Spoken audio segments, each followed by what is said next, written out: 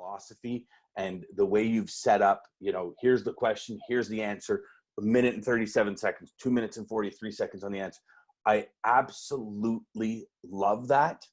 I was just watching and I'm like, wow, how awesome is that? So I wanted your permission to steal it because I have a couple of questions that I want to release to my audience. And I was thinking of creating a page saying, here's the top 5 questions that, some of my sales training people have asked me. So I figured I'd answer it for you guys in a quick video. And so before I did that, I wanted your permission to do that because You mean the format?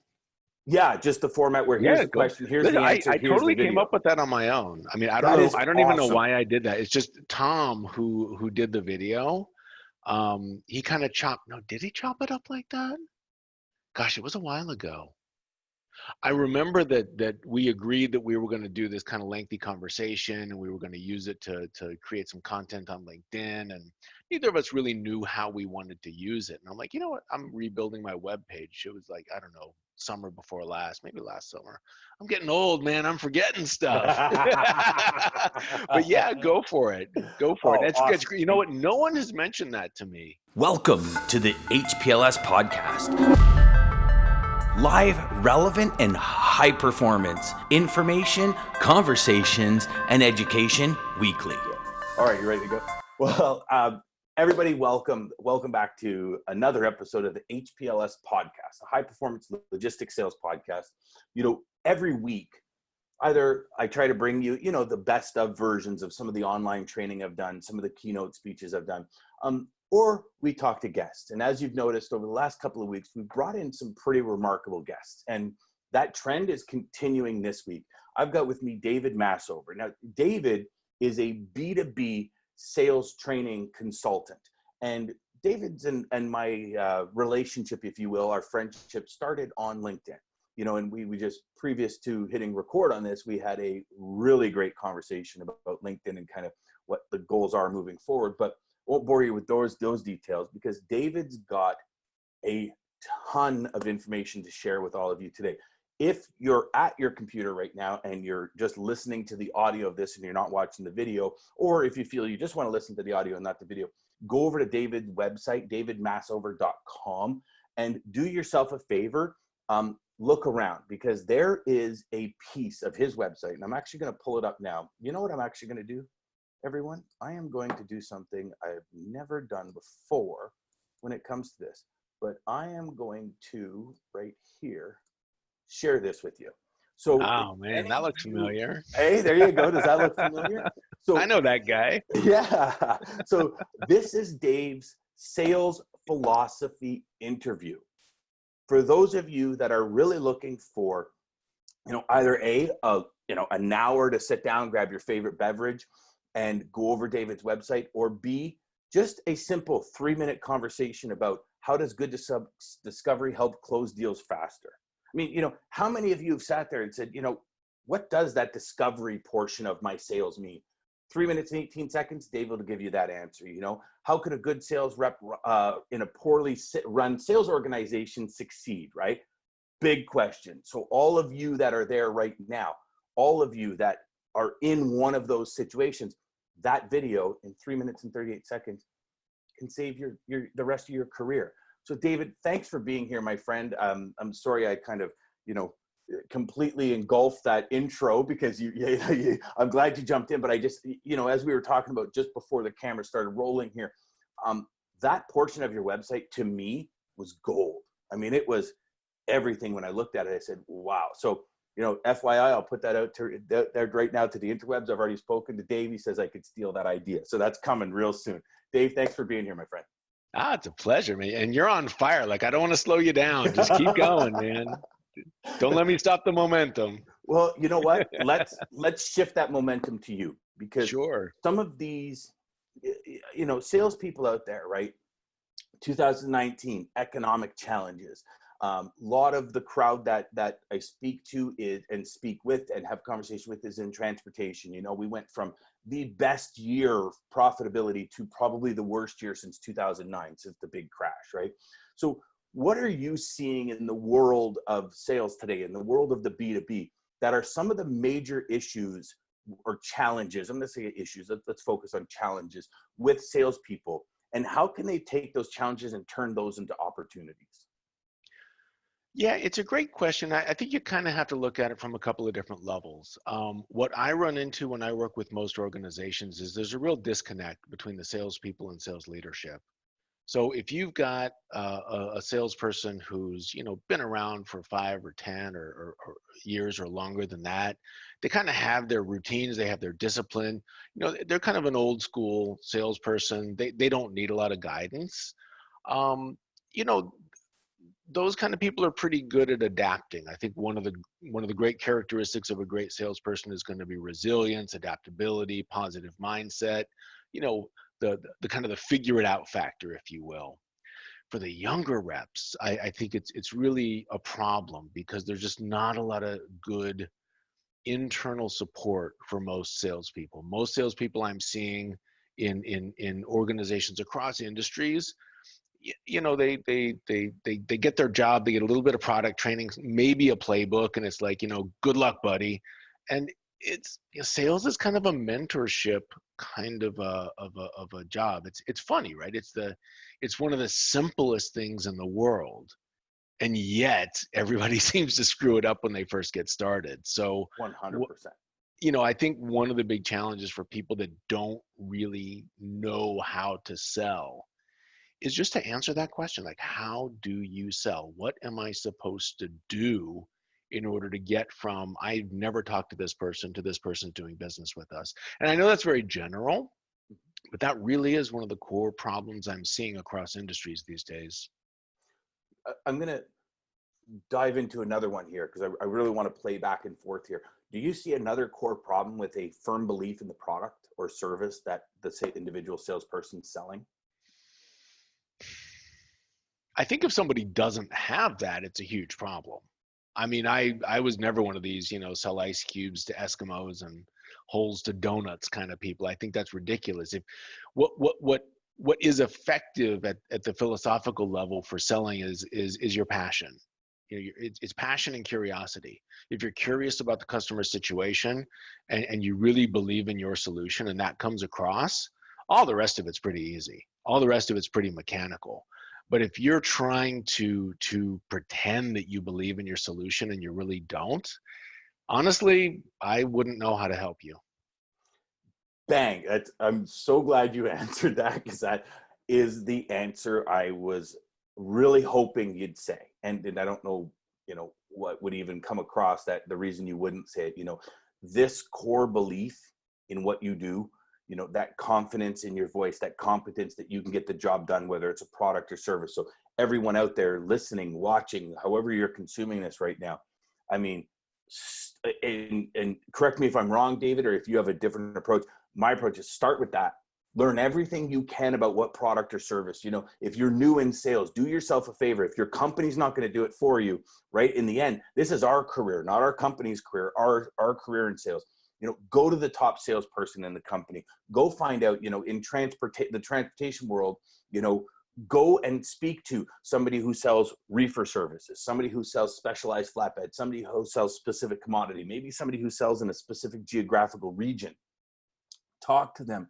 Find out what, that unique positioning is or what you can bring to the table. Because if you don't have that, we were talking about it earlier, David, it's that telemarketer call, right? That guy that calls you at dinner and says, I have the best windows on the planet, but he lives in a basement apartment with no windows. Yep. Like, how do you know they're the best windows on the planet? You could tell you're reading from a script. There's all these variables that go into what we do as a salesperson, right?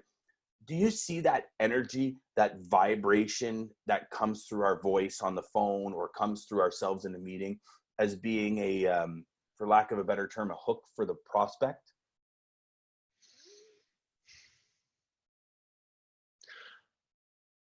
I'm not sure what the right word is, but I think that one of the most uncomfortable things a salesperson would ever face, I've certainly faced it when I've been new at a company, is when you're in a conversation with a prospect and you realize they know more about your product than you do. It is very difficult to recover from that. And I think, when you're new and someone's been around the industry for a really long time, it's inevitable. But I think to have the understanding that you've got to get on top of that as much as possible, as quickly as possible. There's some phrases that come up in sales all the time. You got to add value. And it's like, okay, that sounds good. What does that mean? What does that mean? Very true. How can you add value unless you understand what you offer, you understand the situation of your prospect, and you understand the intersection, right? How is it that this thing that I'm offering is going to be useful to you in the context of what you're doing, Mr. Prospect? Because if I don't get that deeply, what conversation are we having? I don't know. In essence, what's value to you? It will be something different than value to me. I've often shared, I'm a golfer. I love golf. You show me a putter that will definitely, guaranteed knock 7-9 strokes off my game, I'm paying $5,000 for that bad boy today, right? I have a friend, loves music, spent $12,000 on his stereo system. For lack of a less descriptive word, my sphincter tightens like you wouldn't believe when I hear $12,000 on a stereo system. It does. I'm like, are you crazy? He goes, no, but listen, do you hear that drum? And I'm like, no, you and I spoke about music, about the vibration music brings you and the energy it brings you. I could do that with a set of Beats headphones and my iPhone. It does it for me. For him, it's a $12,000 stereo. Value to him is hearing every little ting and tang and twack in the music.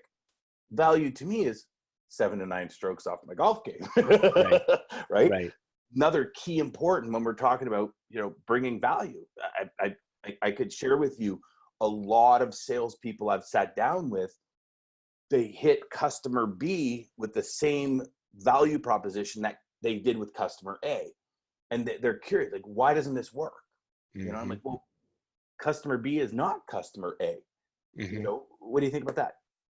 So it's interesting. I'm posting about this, I think tomorrow. Of course, I don't know when you're doing this podcast, so this will be, January 30th. But I was having a discussion with someone about.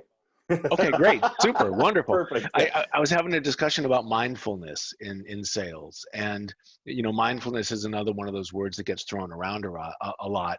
I studied martial arts when I was young, and my knees still worked a lot better than they do now. But, so I was thinking about these things in a very dynamic sense. And I think there's a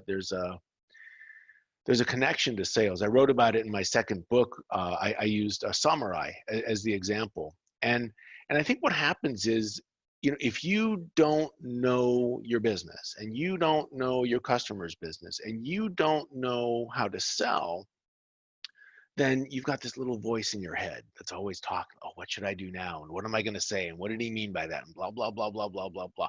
And if that little voice in your head is talking, you're not really listening. And you're not really going to understand what your prospect is telling you.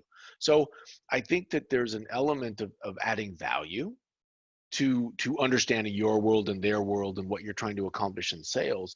But there's also an element of being present. And ultimately, I think if you really want to be effective in sales, you need to be present with the person you are talking to.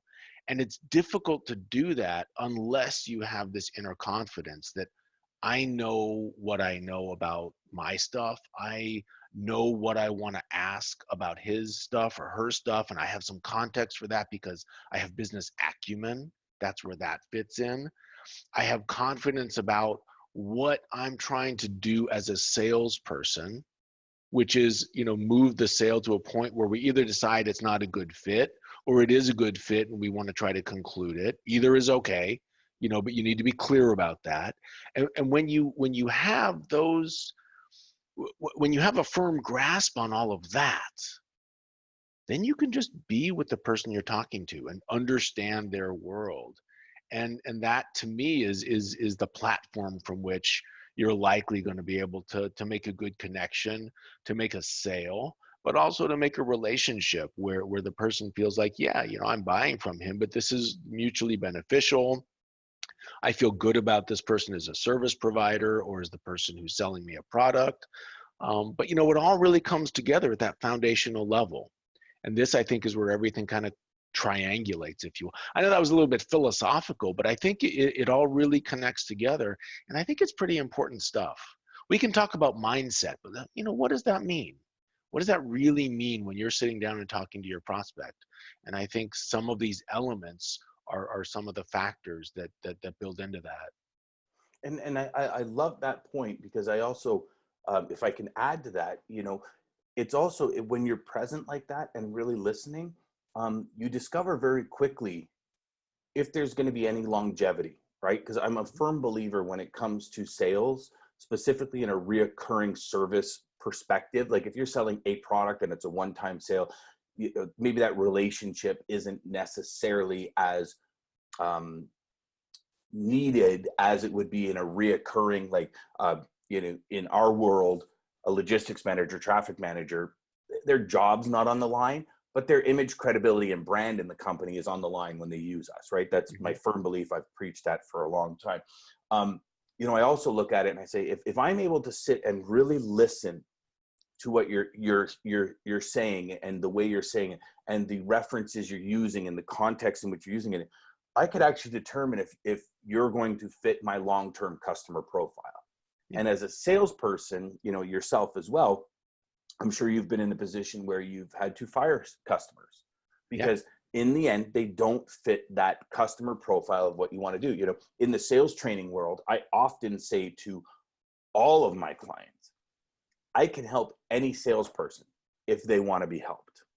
If we go through training after training after training and they have no desire to make calls, they have no desire to improve, they have no desire to try a new structure or takes, you know, even one nugget out of an hour conversation and just catapult themselves or use that as a springboard, it's useless. And I have companies where they say, okay, this person won't. So I train half the company. And it's funny how it works. As I'm training half the company and this half start doing this, the other people are like, hey, what's going on over there? What am I missing? yeah. What am I missing? And it's more along that, you know, just calm, cool, and collected, but I listen. Yeah. Right. So, and that listening will also help us as salespeople, because I love it that you said that, because if we have confidence in what we're doing, we understand what the objective, right? Like every interaction has an objective in sales, right? And it should. 1000%. And if we understand the objective, I can listen to what you're saying and I can, like, you know, format it after you've said it, which, you know, I know we're jumping a bit here and I apologize, but that point that you made brings me to another point. Silence on a sales call, good or bad?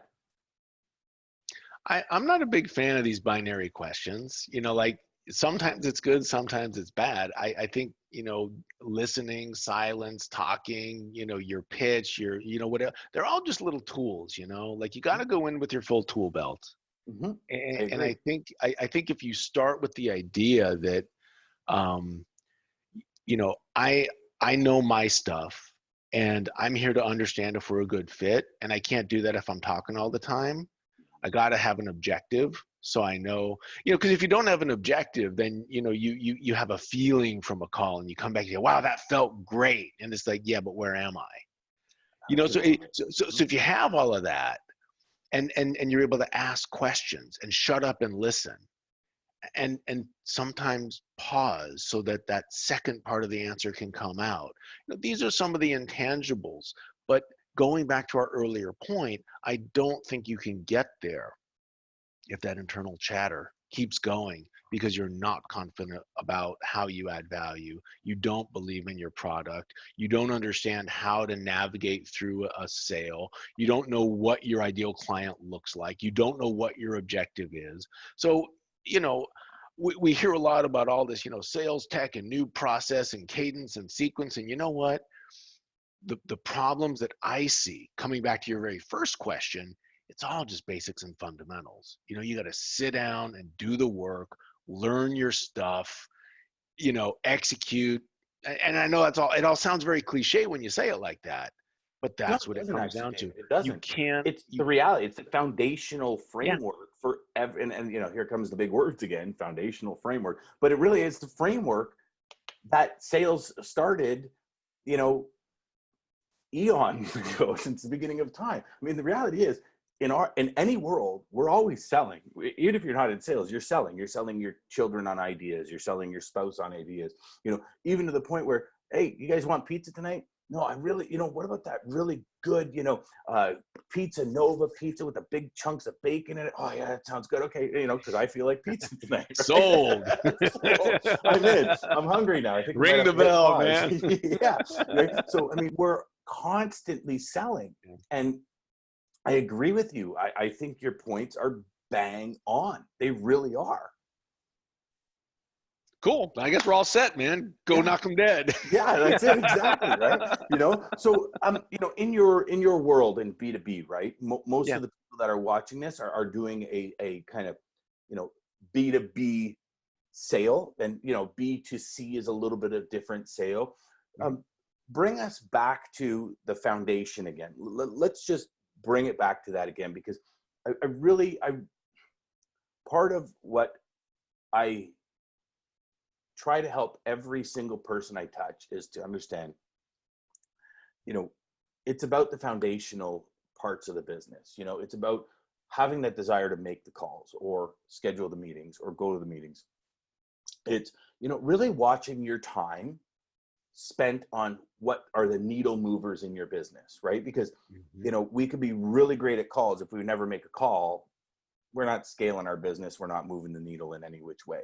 You know, if you can share a couple of the foundational pieces that you share with your clients, with kind of everybody you touch, just to help, maybe even not, you know, common sense isn't always common practice kind of scenario. So let's bring it back to that, because I think it's key, and you touched on it. Well, you know, I'm not exactly sure what you're asking, but when I think about sales at the most foundational level, you know, if you think about a sale, not a relationship, not, you know, a really complex sale, but just you know, kind of a basic normal sale, there's only three things that have to happen.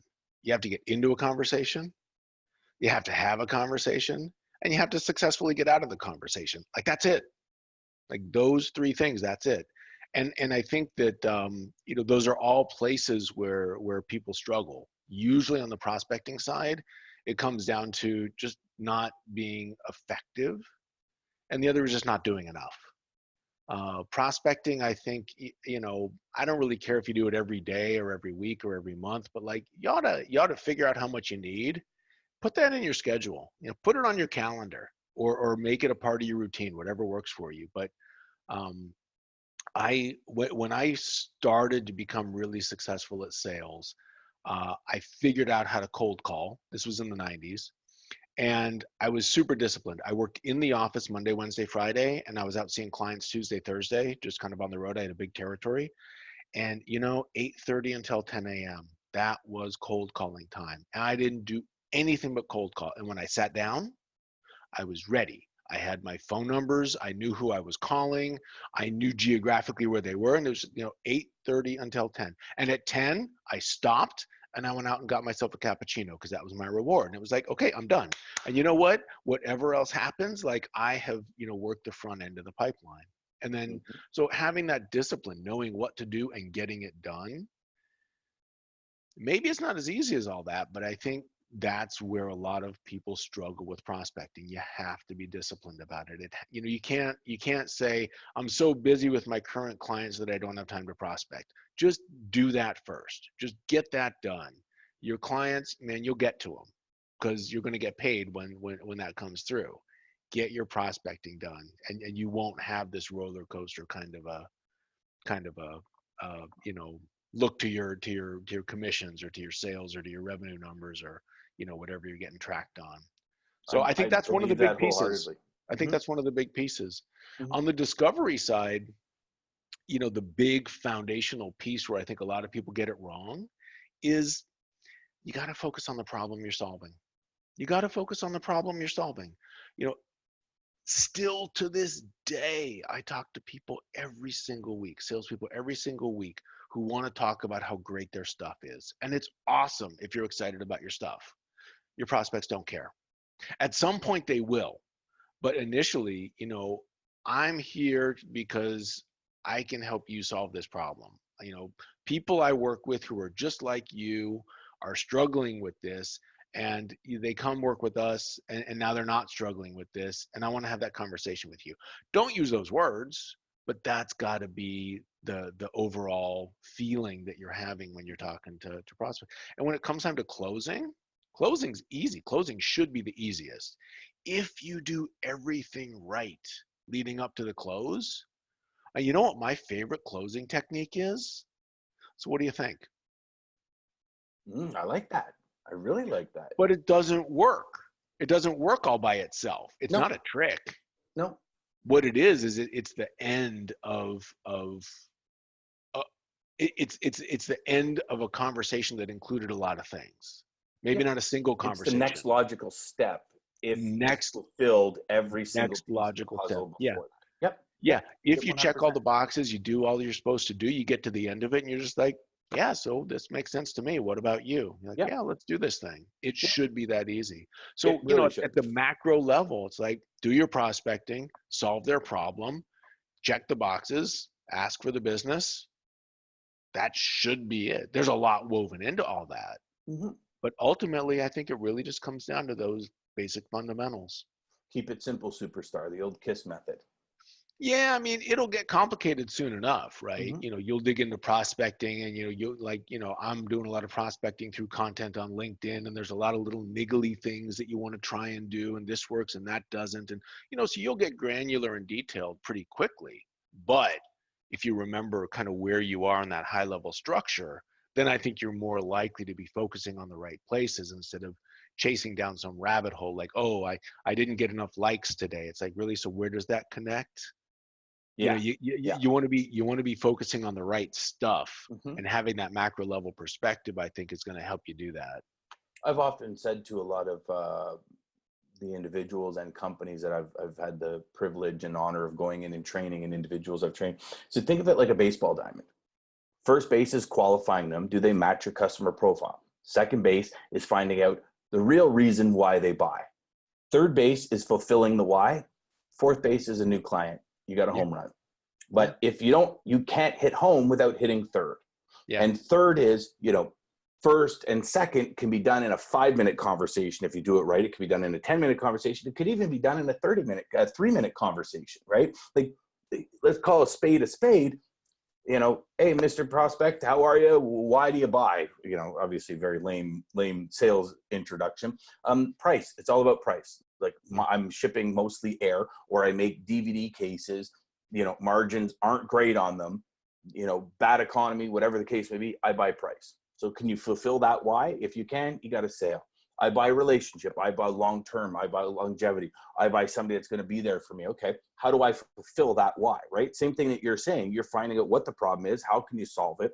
What can you do for them? How can you fulfill that why? The next logical step from third is always going to be home. Nobody in baseball, when they're on third base, when the next bats hit, they don't run the second, right? They run home. Maybe if you're like you don't have little kids, do you? Yeah, that's what I just, as I was saying it, I'm kind of like, no, I remember soccer when they all used to pick, Right. 4-leaf clovers, and I used to have to literally pick kids up and run them into the circle and drop them in the circle where everybody was, right? But other than that, yeah, you're other than that, right. I mean, if you're in sales, hopefully you're not the beehive where everybody kind of moves together, Right. But, I mean, the next logical step of fulfilling, whether it be solving that problem, fulfilling the why, really getting that solidified, is, I love what you said, so let's do this, right? Yep. Like, it's the next logical step. It's fantastic. It's the way to go. Yeah. And listen, it doesn't work every time. Anyone who tells you their stuff works every time, that's just not real. No. But I think that, if you're able to get to the end of that conversation, and it's been a genuine conversation, and you've connected. Key point there, genuine conversation. Yeah. I mean, listen, I think, again, it comes back to that stuff we were talking about earlier. When you've been around long enough doing what you're doing, it's not about, I want to close every deal. It's like, I want to close good deals. I want to figure out early on if this is somebody I can help. And if this is somebody I can help, well, let's talk about that. And, some of those are going to go and some of them aren't. And that's fine. And if you're doing your prospecting consistently and you're focusing on the problem and your objective, and it's like, yeah, it's like, just do that work. Just do that work. Makes total sense. Makes total sense. I know we're running a little bit over on our allotted time. Do you have a few more minutes or? Absolutely. Okay, perfect. So, you know, let's go back. I really want to go back to the biggest point of anybody, you know, filling their pipeline or generating more sales. And that's the prospecting end of it. When we go and we search out new prospects, you know, looking at it from your B2B level, looking at it from your business where you've been able to, you know, help individuals and companies scale their business, what are some of the key aspects you talk about or you suggest to anyone in sales right now when it comes to prospecting? Yeah, the two big concepts that I always come back to is focusing on the problem, and this idea. I don't know if you ever read the book Story Brand by Donald Miller. No. He does a really great job in that. Yeah, write it down. It's a fantastic book, especially if you do the exercises. There's a lot of books about story in selling, and what I really like about this one is that it has a very, very simple message, and it's one that a lot of people get wrong. And the message is this: every great story has a hero and a guide, and every person on the planet wakes up in the morning, and they're the hero of their own story. And stories don't work when there's two heroes. So if you come into your prospect's world and you portray yourself as the hero, which is, hi, I'm with this great company, we have this great stuff, you have to hear all about it, it's going to be awesome, then somewhere in your prospect's mind is like, he's a hero, I'm a hero, this story doesn't work. On the other hand, if it's Yoda and Luke, or, you know, Harry Potter and I don't know, who was the Harry Potter guy? I don't know, but you know, you get Neo and Morpheus. Oh, you know, now you got my attention. All right, okay. So now one of those usually sticks with some. I'm not a Harry Potter guy, but one of those usually sticks with somebody. But you know, if you can be the guide to your prospect's hero and help them solve a problem, then you're positioning yourself the right way. And when you think about prospecting, it's very important to keep that in mind, because if you instinctively start talking about your stuff and you weigh that against that perspective, then you realize I'm not being the guide, I'm trying to be the hero. And I'm not trying to solve their problem, I'm trying to talk about my stuff.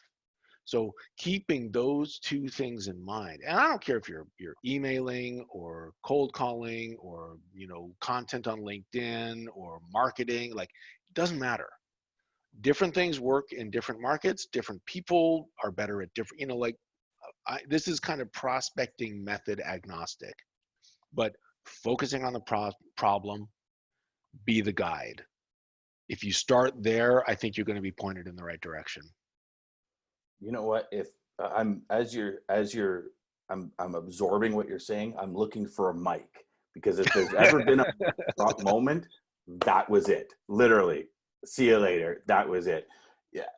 David, thank you. I want to end on that note. I know we probably have a couple more minutes. I'm going to shut the video off and you and I can continue the conversation, because that to me is probably one of the most powerful points you can make to any salesperson. Be the guide, not the hero.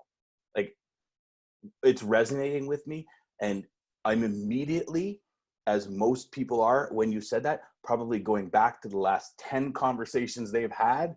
Was I the guide or was I the hero? Is that why it didn't work out? Awesome. Awesome, brother. Thank you so much.